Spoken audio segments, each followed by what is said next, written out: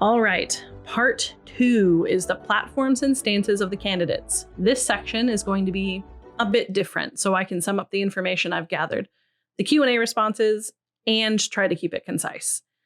Plus, add a little flair because I don't want to be bored either. I'm not going to go over every single question because some of the answers are redundant. And I asked our Wenatchee Inclusivity group on Facebook which questions were most important to the parents. And they were pretty well in line with each other. There seemed to be a clear top set of questions the members wanted to focus on. So I'll use that as my guide going forward. I'll add a link to the group in the description and in the sources, so if you are unfamiliar with the group and the questions we created, you can take a look. Something I need to address before we go into the questions is what appears to be a deep lack of understanding in how the school board operates by many of the challenging candidates and the voters that believe their false promises. I explained some of the issues in 2 videos that I released before this one called WSB Candidate False Promises and Misinformation and Jim Walsh Response, WSB Candidate Q&A. So make sure to give them a watch, maybe even before you continue with this one if you can. Yeah, just pause this one, open another browser, and search Progressive Devilry on YouTube or podcast. Otherwise, there will be a link at the end of this video and in the description. Some of the answers need a little interpreting. And if any of the candidates want to clarify my interpretation or even retract their statements and redo them, they are more than welcome to send an email to stella@progressivedevilry.com. I'm going to post most of their statements as I move through, so feel free and pause to read it. I'm trying to move this part along quickly so this video doesn't drag out forever. No offense, but a few of them were a bit long-winded, as you'll see. And with 10 candidates, this was a large chunk of time.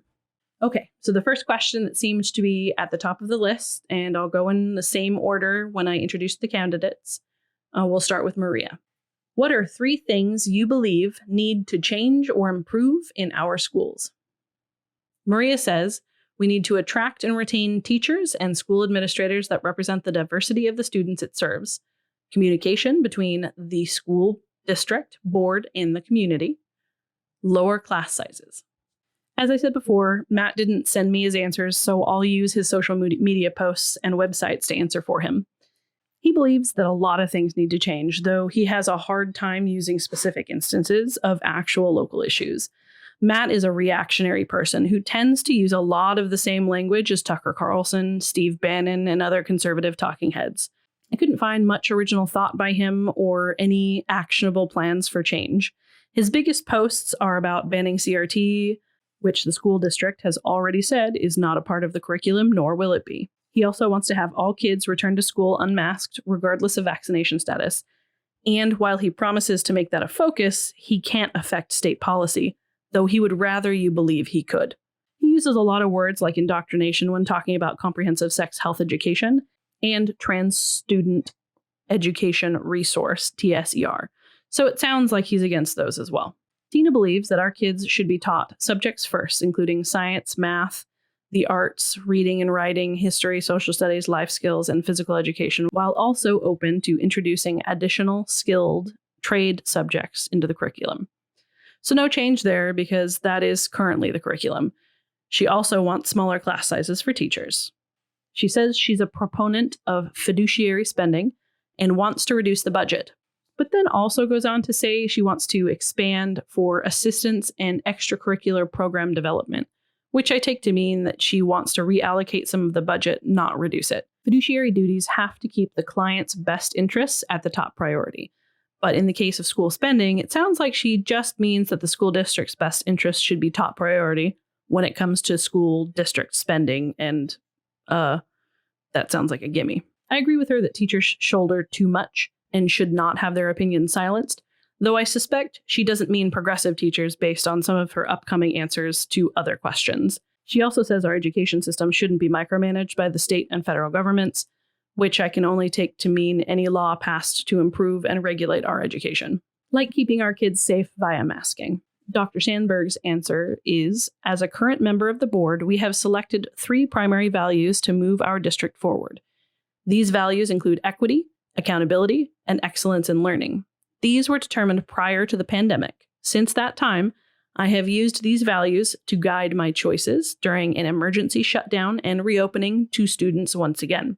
The pandemic has revealed our district's shortcomings and inequities, like many other school districts across the nation. We hope to move forward this fall with lessons learned and a budget that is focused on best practices, student outcomes, and equitable solutions. Our learning and teaching district team has had multiple transitions over the past few years. We now have the necessary staff in place to take a critical look at our academic rigor and curriculum across all grade levels for the benefit of every student's education. Catherine didn't send me her answer, so I had to look it up online, on her website, social media, and some questions she answered for the Wenatchee World. Catherine thinks that kids should go back to school full-time regardless of vaccination status. She also says that any unvaccinated child should be allowed in schools, which I assume means all vaccinations, as she did not clarify in the Wenatchee World article. She says along with that, her focus will be on critical race theory and sex ed. I'll say it again every time this is an answer. School boards cannot change state policy, RCW 28A 320.015 subsection. No policies can be made in conflict with current laws. Jennifer says new leadership to develop a robust plan to address learning loss, mental health issues, loss of IEP services, and 504 accommodations. She also wants to improve community relations and parent involvement, and she wants to focus on data-driven decision-making. While some improvements can be made, all of these things are already being done. So maybe what Jennifer means is there needs to be more transparency and new leadership. The board already engages and reaches out to the parents, and they make policy and curriculum decisions based on the data available, not arbitrarily. If she would like to provide a specific example of where they do not, then please submit it. Joel. At the heart of any strong relationship is trust and good communication. I believe the district, while having made positive progress, needs to continue the work of providing timely, equitable, and transparent communication to all stakeholders.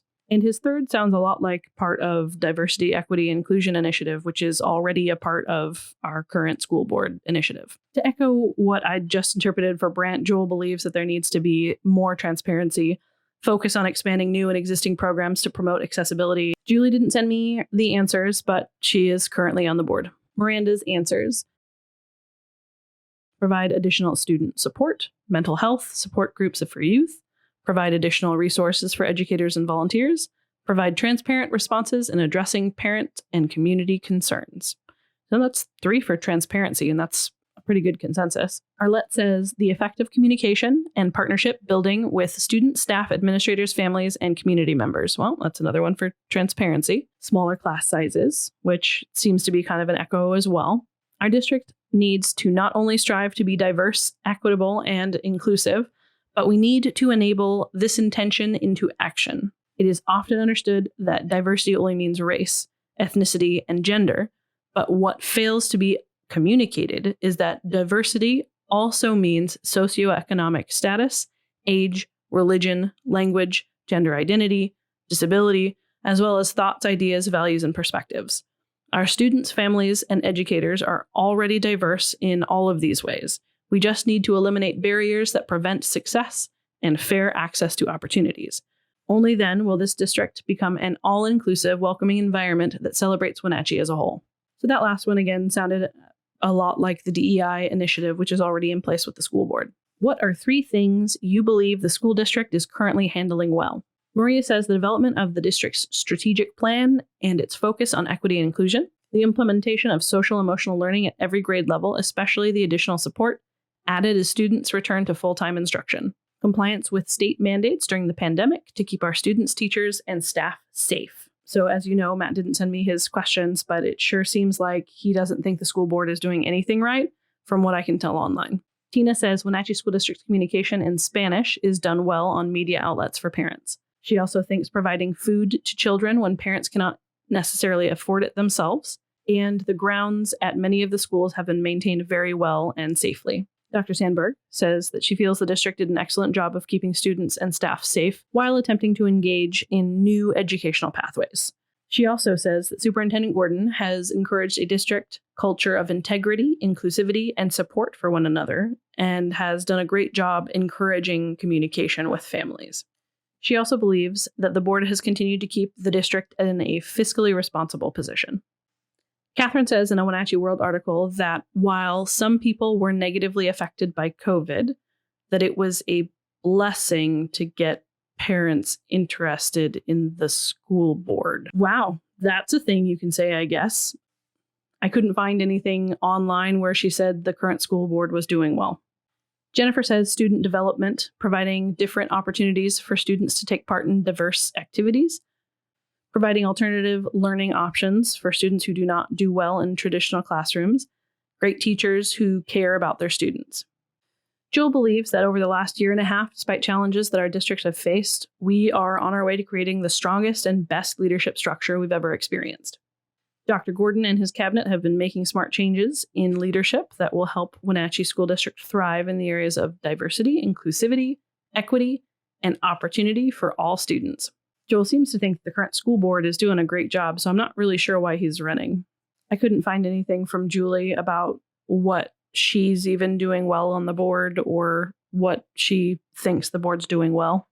Miranda says giving the students and families alternative options for continuing education via the Wenatchee Internet Academy, providing additional resources for students and parents to excel in their education via portable hotspots, student laptops, how the school addressed this past year's reopening plan for the students in-person hybrid, and the path moving forward with continuing education.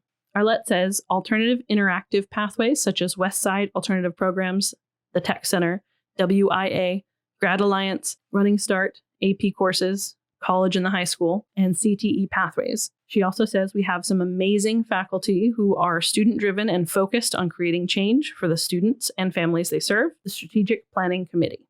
Coming from a recent graduate of the high school, it's really great to hear that there are some amazing faculty who are student-driven and focused on creating change for students and the families they serve, because according to some of these challenging candidates, we don't have that. And the fact that Arlette is a recent graduate and experienced this, she'd be the one to talk to. You heard of the gender unicorn? How do you feel about it? For those of you watching who may not be familiar with the gender unicorn or the significance to our local community, let me take a second to catch you up. A few months ago, a teacher in our school district did their best to create an inclusive environment by posting a graphic on their bulletin board that described the differences between individual pronouns, gender identity, and attraction. It includes she, her, they, them, and he, him. It was created by Trans Student Education Resources, TSER. In a very basic way, it shows a child who may be feeling different or ostracized. They are not alone. It promotes an environment where all kids can be accepted for who they are, regardless of the gender they were born with. A recent study released this year by the Trevor Project shows that transgender and non-binary youth attempt suicide at half the rate if their family or the people they live with respect their pronouns. For this inclusive work, the teacher was rewarded with bullying by some of her fellow teachers, teachers from other districts, parents who did not even have children in that school, and even the local conservative media played a part. The outraged conservatives came out of the woodwork for this one, with some extremely transphobic and homophobic remarks, where they conflate them with a funnel for pedophilia, and that if their child came out to them, they would pray away the gay. Here's just a few examples, and I want to make it clear that these captures were taken from a public group on a public post by one of the challenging candidates for school board, Matt Van Bogart. In this post, he accused this resource of sexualizing children. Instead of trying to help and accept these children, as the teacher was trying to do, the local conservatives would rather further bully them, which drives up the risk of suicide for these children. I need to be very clear here. We should be doing everything in our power to help and accept these children. If a resource like the Gender Unicorn saves one life, then we need to use it. Let's see what the candidates have to say about this subject. Maria says yes, and when she read about the Gender Unicorn, she took an opportunity to remind her 8-year-old about being inclusive regardless of gender, identity, race, religion, etc. The poster, in her opinion, promotes and educates on diversity and inclusivity, and we need to see more of that in our classrooms. Right on, Maria. According to his posts online, Matt's big mad about the Gender Unicorn. He falsely throws around words like ideology and indoctrination, but won't elaborate on or clarify that stance. He is committed to using these buzzwords to get the local conservative population riled up to vote for him. And I'll remind you real quick that he can't affect any policy change that is in conflict with state law. Tina says yes, she has. While she states that she thinks the intent was good, she thinks it does more harm than good. Tina does not add any resources to back up there is enough science to support her opinion, but having had previous conversations with her in our parenting group, she does not appear to know how to accurately verify a source. So I have no confidence that the science she is referring to is legitimate. If she would like to provide legitimate and verifiable sources, I'd like to see them. A peer-reviewed study or article would be best, published by the scientific community, not a conspiracy website, and just double-check that it hasn't been retracted as well. Michelle says, yeah, she's heard of it, and she feels the intention in posting it was to promote acceptance and inclusivity in the classroom. It was a well-meaning act of support to others. Catherine, I couldn't find any specific statement for or against the gender unicorn, though she is against sex ed, which many people have specifically conflated the gender unicorn as a part of CSHE, which it is not. Jennifer has heard of the gender unicorn and believes that this is a sexual education and instructional poster and should not be posted in elementary schools. Joel says that he's heard of the gender unicorn infographic published by TSER, displayed on a staff member's bulletin board. He believes the intent was to provide a more inclusive, safe, and supportive environment in our schools. We need to offer programs and resources to help students navigate their social and emotional health. Julie was really careful to keep her stance on the gender unicorn offline, so I don't have any quote to share here. Miranda says yes, she has heard of it, and that the gender unicorn serves the purpose of educating students about identity statements and promotes a safe environment for all students. Arlette says she has heard of the gender unicorn and believes it's a concept for our students to feel seen, heard, and comfortable in their classrooms. Furthermore, it teaches students to value each other and feel special and celebrate each other's uniqueness. How do you define and differentiate between equity and equality? How should these be applied in our school district? Before we move forward with this question, I want to talk about the actual definition of equality and equity, as well as give an example of the differences. It seems that some of our candidates do not understand what the words mean. First, we need to talk about inequality to establish a baseline. This is simply defined as a difference of circumstances, most often someone having more or easy access to more. Equality is giving everyone access to the same tools. The issue is, if someone already started with a disadvantage, that does not correct the original inequity. Equity is introducing custom tools so those with a disadvantage have the ability to compete, even if the results vary. Justice is removing the obstacles altogether so everyone has the same starting place, ability to compete, and potential to reach the same goals. So let's see what our candidates have to say about equality and equity. Maria says equity is about giving each other and every student the support and tools they need to access high-quality education. Those support systems are different for every student and include the highly capable program, free lunch, a 504 plan, special education services, AP courses, ELL support, to name a few. Equality means giving every student the same thing regardless of their needs. Since she didn't ask how it should be applied in our district, I think she's inferring that it already is through the free lunch programs, 504 plans, special education services, AP courses, ELL support, and others. Matt likes to use the phrase equity of outcome. I don't think he understands what the word means in the context of schools, and he seems convinced that the words are a reference to critical race theory, so should be banned.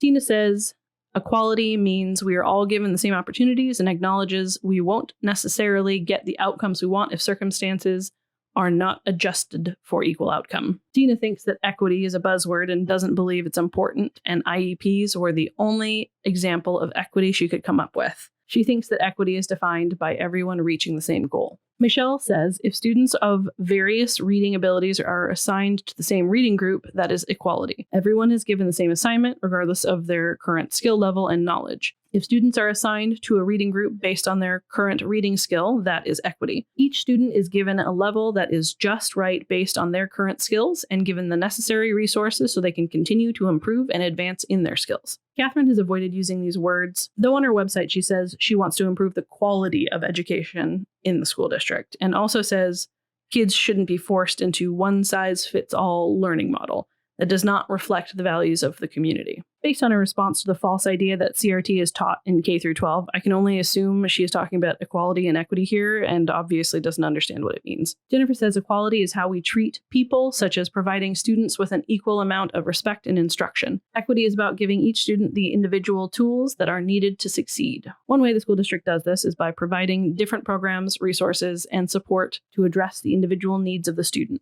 Joel's answer was in-depth and long, and so far he was the first to address the following issue. We have a considerable number of migrant families in our district because agriculture is a primary driver of our economy. He goes on to talk a bit more about the migrant community and asks what should be actual conversations. The fact that our dropout statistics are 10% for Hispanic students and 7% for white students, and we need to find out why there is such a disparity there. Again, Julie didn't give me her answers, but she is a lawyer, so she should know that the board is bound to state law to implement DEI. Though I think it's telling that she campaigned alongside people spreading misinformation, conflating DEI with CRT, and did not disabuse them of that notion, as far as I can tell. Miranda says equity provides tools that identify and address inequality. It is recognizing that each individual has different circumstances, and it allocates exact resources needed to reach an equal outcome. Equality means that each individual or group is given the same resources and/or opportunities regardless of individual differences. Arlette says equity means each person is met where they are at on a full scale, and any barrier in the way will be removed and substituted with justice. In terms of social, emotional, and academic assistance, equity also means respectful interactions, opportunities, and thriving environments in which students are given the tools and resources needed to succeed. Equality means I am given the exact same opportunities and tools as every student in the district without acknowledging the individual needs of the student. Do you believe that racism exists in our community? If so, how will you work toward dismantling racism in tandem with the school board? At least one actionable step. Maria says no city or community is exempt from racism, including Wenatchee. The problem with racism is when we empower it to exist. We need to identify and remove any structural biases that are keeping segments of our student population from accessing the high-quality education that they deserve. As a current board member, I have openly advocated for education and training to dismantle prejudices in our district. Our district needs diversity, equity, and inclusion training across the entire system, starting with school board directors, cabinet members, leadership, teachers, staff, and students to help dismantle such prejudices. We need to continue to talk about it and acknowledge that it does exist so that we can help dismantle it. Matt does not believe that racism in any form exists in our valley, except maybe against white people. And by talking about racism, we are being racist. He says specifically on his official campaign website, the opening paragraphs of Bill SB 5044 talk about dismantling the systemic racism of our school system. I do not believe our schools are racist. To consider them racist is to believe that everything about our schools and supporting culture is racist. And this is an insult to the Civil War, the Emancipation Proclamation, and the Civil Rights Movement.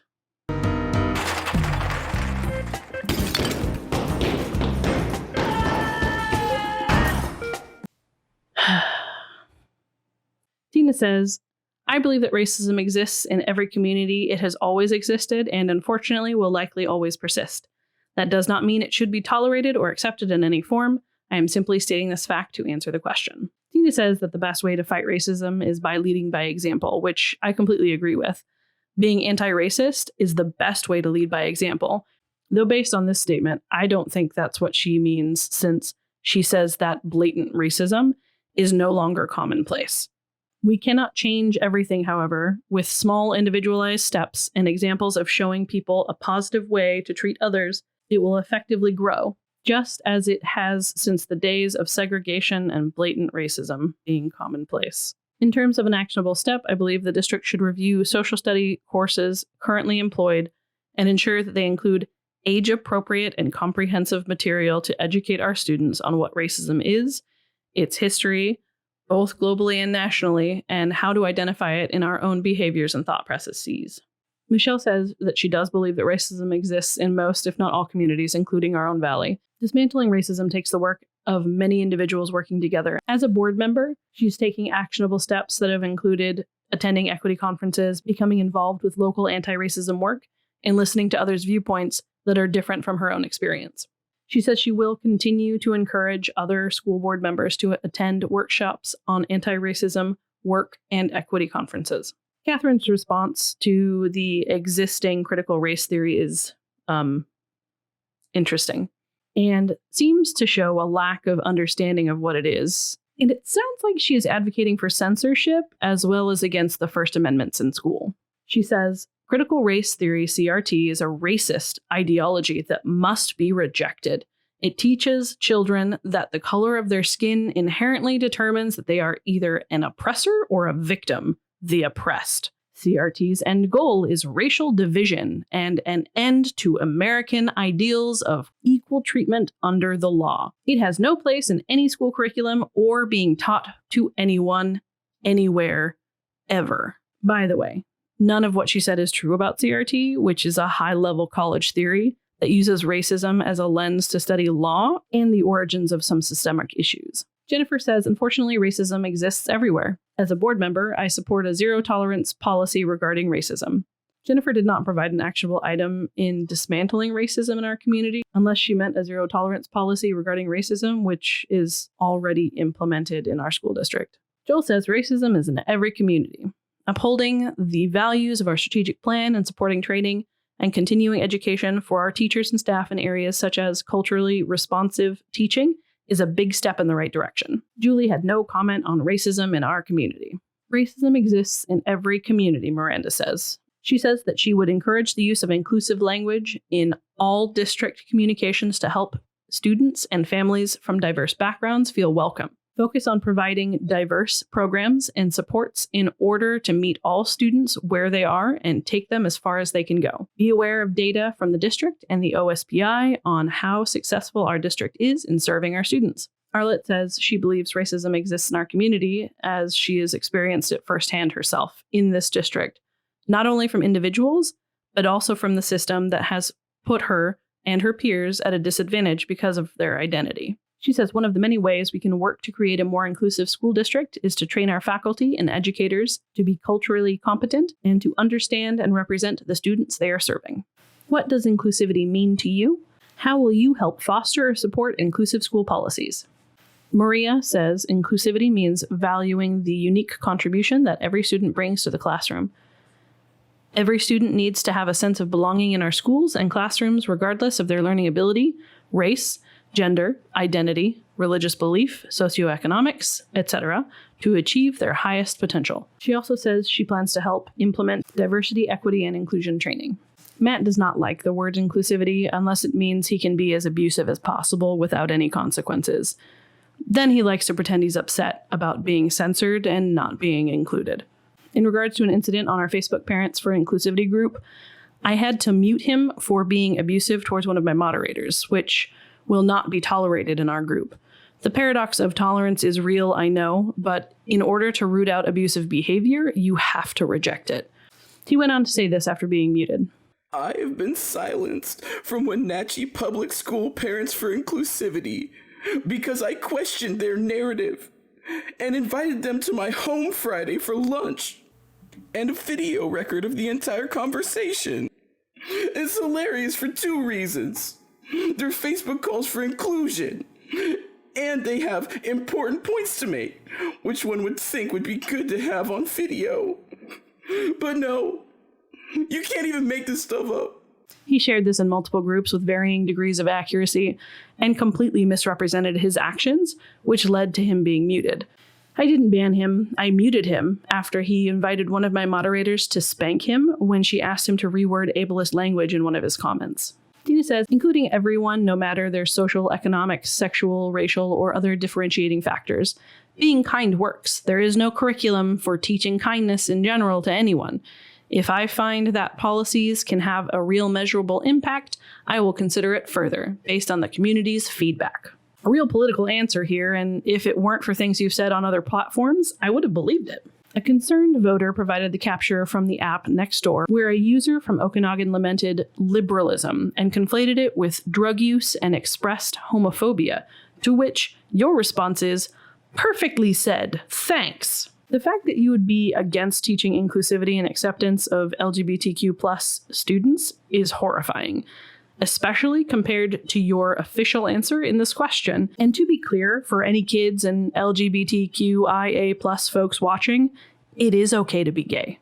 Michelle says inclusivity is the sense of belonging no matter what differences anyone perceives or imagines. She says as a board member, she's open to hearing feedback on a variety of practices to improve inclusivity in school environments. The board approves district policies, and student and community feedback is an important element in the process of policy development. Catherine avoids using the word inclusive anywhere online, which I find interesting because diversity, equity, and inclusion is a part of the upcoming school curriculum and has been a hot button word. Regardless of her stance on inclusivity, she would still have to operate within the bounds of state law to enact inclusivity training. Jennifer says inclusivity means embracing all people irrespective of race, gender, disability, or other need. It is about giving equal access and opportunities and getting rid of discrimination and intolerance. Schools should be a place where all children feel safe, both physically and emotionally. It is important to have clear written policies that address important topics that are easily accessible for the entire community. It is very important to be transparent and include feedback from the community. It is also crucial to have consistent and fair disciplinary action when people violate those policies.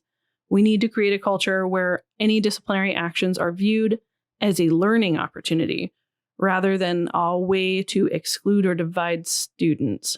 That last part was a little confusing, Jennifer, and you're welcome to correct me, but it kind of sounds like you want to publicly shame people for violating policies. Joel believes that inclusivity happens in the classroom when we acknowledge and teach each student learning differences without isolating or creating a sense of value around how students learn. He also says, additionally, regardless of race, identity, financial status, or any other factor that often causes people to feel isolated or unwelcome, all students should feel like their school is a comfortable place for them to learn. Julie had no comment on inclusivity anywhere I could find on her campaign materials. Miranda says inclusivity is promoting education of all students, no matter their race, ethnicity, gender, religion, economic status, or physical, mental, or marginalized status. Inclusivity also means creating a sense of belonging to help students achieve their educational goals. She says she will help foster and support inclusive school policies by promoting educational programs and services for those who need extra support while learning. She is especially interested in special education and LGBTQ plus student needs. Arlette says inclusion means she would be able to have a seat and a voice at a table where, historically, she has not. Being diverse does not always equal inclusion. We must not just be invited, but we must be allowed to participate. School policies must have inclusive language where there is a decision-making and/or participatory element. This is much of the work she's been doing on the WSD Strategic Planning Committee, and she hopes to continue with it. Finally, how do you feel about the teachers' union? Are you currently sitting on any board or holding any professional personal positions that could be considered a conflict of interest to the school board? Maria says she strongly supports the Wenatchee as well as the PSE Classified Staff Union. They play a vital role in the education of our children. And no, she does not have any conflicts of interest. It is to be noted that Maria is endorsed by the Wenatchee and the Wenatchee PAC. Matt's in-laws are retired teachers, as he says over and over again, and it sounds like he's trying to use their experience to give him some credibility. So I would hope he would be supportive of this teachers union. However, it does not look like that's the case. In a few social media posts, I've seen him say things like, I believe the role of public schools is to educate, not indoctrinate. The last year and a half of school has been a miserable failure across any category. Most of this time could have been saved or recovered, except the majority of the board and the superintendent were paralyzed by unsubstantiated fear and a union. Unsubstantiated fear? Matt says that COVID was an unsubstantiated fear. Also, when I personally asked him on a post about what stronger meant to him in regards to the board's response last year, he said, stronger against the will of the union. Tina says she has mixed feelings about the teachers' union and whose interests it really serves. She fears that the students are at times unintended victims of policies tailored for teachers and focused there. Well, I mean, it is a teachers' union, so the policies for them are there to protect the teachers. It sounds overall like she's against the union, but she doesn't specifically say, I'm against the teachers' union. Dr. Sandberg says teachers and other school employees have the legal right to organize and utilize a union to protect their rights. As long as it does not conflict with students' rights and their education, I am in full support of our teachers' union. She says she doesn't have any members who are employed by the district nor any other conflicts of interest. Michelle is also endorsed by the local Wenatchee Education Association. There was no statement for Catherine available in regards to the teachers' union for or against. Jennifer says the teachers' union advocates for what is best for teachers. She believes the school board and the teachers' union have to be able to work together to create the best environment for the kids.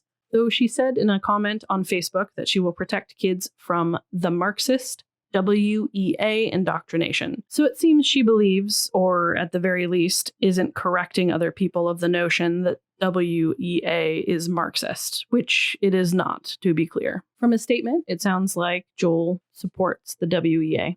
There was no comment available for Julie on the teachers' union. Miranda says she is in support of the teachers' union values and determination to bring dignity and fairness to the workplace. Arlette says she will work and communicate respectfully with the union and union organizers to work to ensure the best possible outcomes for student-centered policies in the district.